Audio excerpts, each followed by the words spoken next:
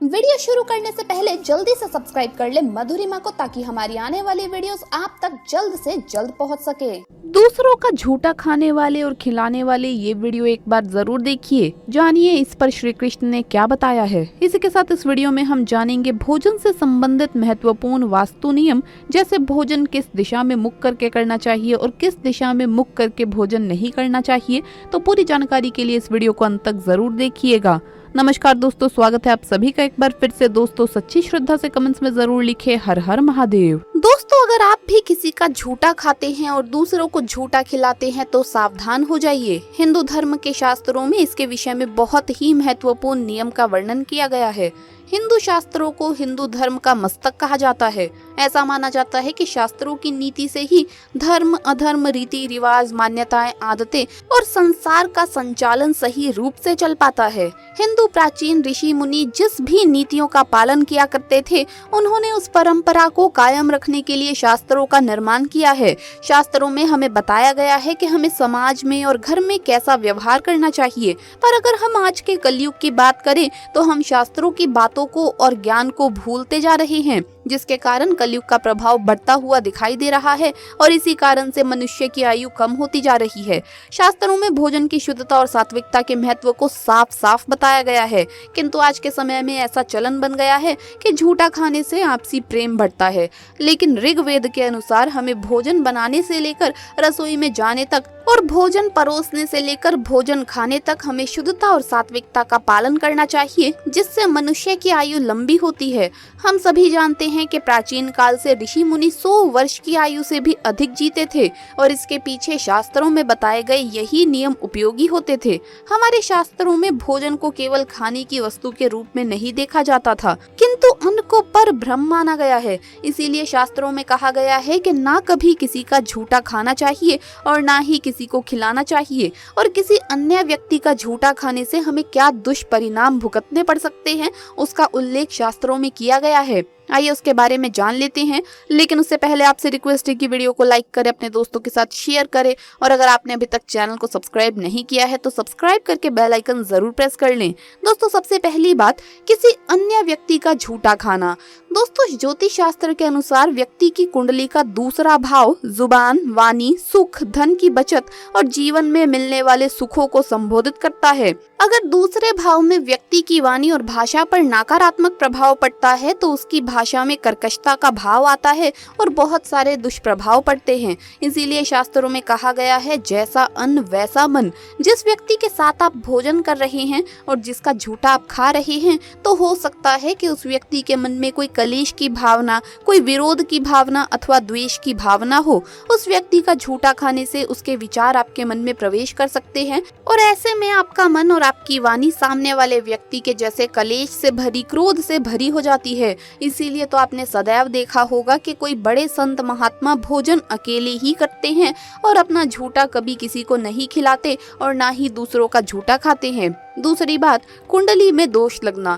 जिसका झूठा आप खा रहे हैं, यदि उनकी कुंडली में मंगल का प्रवेश है और उनका मंगल देव सदैव भारी रहता है तो कृपया सावधान हो जाइए। मंगल अति क्रोधी ग्रह माना जाता है। अगर आप ऐसे व्यक्ति के साथ बैठकर भोजन करते हैं तो आप पर भी मंगल का प्रभाव पड़ सकता है। हम किसी और व्यक्ति की कुंडली में क्या दोष है ये नहीं जान सकते, इसीलिए शास्त्रों में किसी भी व्यक्ति का झूठा खाने की मनाही की जाती है, जिससे आप कुंडली दोष से बचे रहें।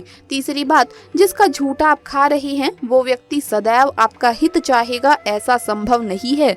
कई बार तंत्र विद्या और काला जादू का प्रयोग करके आपके भोजन में ऐसे पदार्थ मिला दिए जा सकते हैं जिनसे आप उनके वश में हो सकते हैं। आपने कई बार देखा होगा कि व्यक्ति का स्वभाव और उसकी वाणी अचानक से बदली नजर आने लगती है। वो व्यक्ति उसके लिए सब कुछ करने के लिए तैयार हो जाता है। ऐसी काली विद्या का प्रयोग अक्सर झूठे भोजन के द्वारा किया जाता है। अगर कोई व्यक्ति उनका झूठा खाना आपको बार बार खिला रहा है, आपके मना करने पर भी आपको जबरदस्ती अपना झूठा खिला रहा है, तो उनसे दूरी अवश्य बनाकर रखिए। किसी भी व्यक्ति का झूठा खाना आपको बड़ी मुसीबत में डाल सकता है। चौथी बात, नकारात्मक ऊर्जा का संक्रमण। हमें कई बार पता नहीं होता कि जिनका झूठा हम खा रहे हैं उन पर कहीं किसी की नकारात्मक ऊर्जा या शक्ति का संक्रमण तो नहीं है। ऐसे व्यक्ति का झूठा भोजन खाने से नकारात्मक ऊर्जाएं हम पर संक्रमित हो जाती है, जिनसे छुटकारा पाना कई बार संभव नहीं हो पाता। पांचवी बात, अक्सर ऐसे किसी भी व्यक्ति का झूठा भोजन हम खा लेते हैं जिनका स्वास्थ्य अक्सर खराब रहता है, तो उनके संक्रमित रोग हमें भी लग सकते हैं और इसका असर हमारे स्वास्थ्य पर पड़ सकता है। शास्त्रों के अनुसार सदैव भोजन खाने से पहले अपने 2 हाथ, 2 पैर और अपना मुख धो लेना चाहिए। भोजन परोसने की जगह को स्वच्छ कर लेना चाहिए। भोजन को प्रणाम करके अन्न देवता को धन्यवाद करना चाहिए। थोड़ा सा भोजन कौवे और गाय के लिए निकालने के बाद ही भोजन ग्रहण करना चाहिए और अपना बचा हुआ झूठा भोजन कभी किसी मनुष्य को नहीं खिलाना चाहिए। खासकर छोटे बच्चों को अपना झूठा कभी भी नहीं खिलाना चाहिए। तो इस प्रकार से हमारे शास्त्रों में झूठा भोजन करना वर्जित माना गया है। इसके अलावा भी भोजन से संबंधित कुछ बातों का ध्यान रखना आवश्यक है। भगवान श्री कृष्ण कहते हैं कि मनुष्य को बिना स्नान किए कभी भी भोजन नहीं करना चाहिए। बिना स्नान किया हुआ भोजन मल भक्षण के समान हो जाता है। ऐसे भोजन से जीवन में दुर्भाग्य आता है। आजकल कई लोग बिना स्नान किए ही नाश्ता कर लेते हैं, जो कि शास्त्रों में गलत माना गया है। बिना स्नान किए कुछ चीजों का सेवन नहीं किया जा सकता, जैसे दूध, दही, घी इत्यादि। दूसरी बात, भोजन सदैव ही पवित्र आसन पर बैठकर अपने पैरों को भूमि पर रखकर भोजन ग्रहण करना चाहिए। भोजन के पत्र को भूमि पर रखकर अन्न ग्रहण करना ही सर्वश्रेष्ठ माना गया है। शास्त्रों में इस प्रकार के भोजन को उपवास करने के समान बताया गया है। भोजन शुरू करने से पहले हाथ जोड़कर मां अन्नपूर्णा को नमस्कार कर धन्यवाद करना चाहिए और उसके बाद ही भोजन की शुरुआत करें। इससे व्यक्ति को भोजन का संपूर्ण लाभ प्राप्त होता है और समस्त प्राणियों को अन्न दान करने का पुण्य प्राप्त होता है। तीसरी बात, मनुष्य को भोजन करते समय क्रोध भूल से भी नहीं करना चाहिए। क्रोध की अवस्था में भोजन करने से भोजन का अपमान होता है और इससे कई प्रकार के रोग उत्पन्न होते हैं।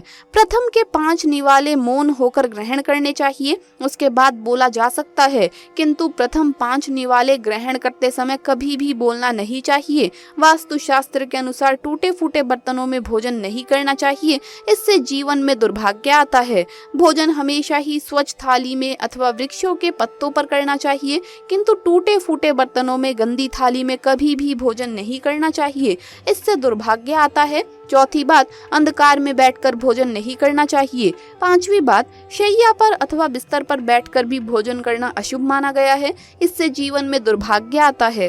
हंसते हुए अथवा रोते हुए भी भोजन करना अनिष्टकारक होता है, इससे गले में अन्न फंसकर प्राण जाने का भी भय बना रहता है। भगवान श्री कृष्ण कहते हैं, भोजन करने के लिए सर्वोत्तम दिशा पूर्व दिशा मानी गई है। पूर्व दिशा की ओर मुख करके भोजन करने से व्यक्ति रोगों से और मानसिक तनाव से मुक्त हो जाता है।